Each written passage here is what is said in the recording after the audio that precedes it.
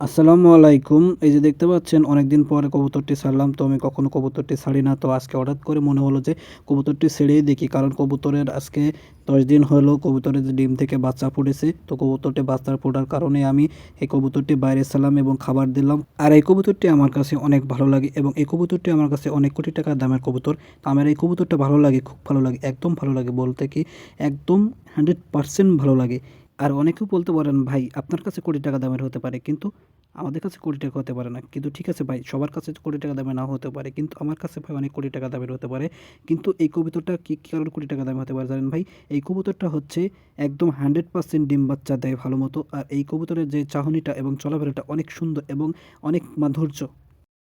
এই কবুতরটা আমি কেনার পরে ২ মাস তাদেরকে খাঁচায় বন্দি রাখি। আর এই ২ মাস খাঁচায় বন্দি রাখার পরে এদেরকে আমি খাঁচা থেকে ছাড়ি আজকে। আর এই আজকে ছাড়ার পরে আমি তাদেরকে রিস্ক নিই। আর এই রিস্ক নেওয়ার পরে তাদেরকে আমি বাইরে বেলকনিতে ছেড়ে দিই। আর বেলকনি ছাড়ার পরেই আমি ভাবি যে এরা যদি উড়ে যায়, উড়ে যাবে। কিন্তু এদেরকে আমি রাখছি শুধু একমাত্র তাদেরকে ছাড়ছি এই কারণে আমার যাতে হাতে তারা দেখতে বাসা পাচ্ছেন চিনেছে এটা কিনা। হচ্ছে নর। আর এই নরটা এত পরিমাণ রাগে আর আমাকে এত অতিষ্ঠ করে, আমি কারণ এই খাঁচায় যখন আমি খাবার দিতে যাই আমাকে প্রত্যেকটা দিন আমাকে এত পরিমাণ আঘাত করে, আমার হাত দিয়ে এতটা এমনভাবে আঘাত করে, আমার হাতে প্রত্যেকটা জায়গায় তার প্রত্যেকটা ঠোঁটের প্রত্যেকটা অংশে আমার তার আঙ্গুলে আমার তার ছাপ আছে।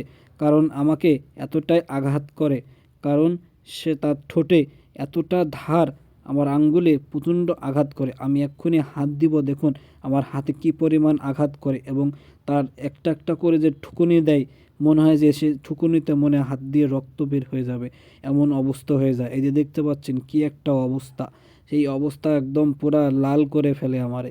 আমি যেই আঘাত অতিষ্ঠ হয়ে যায় তার আঘাতে। আর দেখতে পাচ্ছেন সে কী অবস্থা করছে, সে এতটাই রাগী।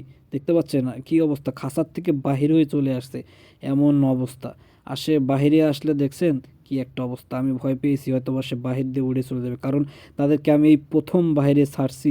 আর এই বাইরে ছাড়ায় তাদের একটাই কারণ, তাদেরকে বাসা চিনেছে কিনা, বা কারণ আমি 2টা মাস পরে তাদেরকে বাইরে ছাড়ছি। আর ভিতরে দেখতে পাচ্ছেন আপনারা বাচ্চা, কারণ বাচ্চা পাড়ার পরে ডিম দেওয়ার পরে বাচ্চা যখন হয় তাদেরকে ছেড়লে তারা তাদেরকে মায়ার বাচ্চার কারণে তারা বাসা ছেড়ে যেতে পারে না, এর জন্যই তাদেরকে রাখছি বাইরে।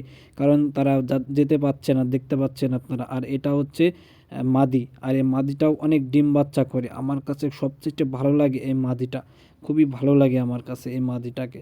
আর আপনাদেরকে একটাই বলবো, দেখেন এই যে সেই বাচ্চা করছে, আর এই যে একটা দেখতে পাচ্ছেন পাশে, এই 2টা বাচ্চা, ওদেরকে ডিম থেকে বাচ্চা ফুটেছে।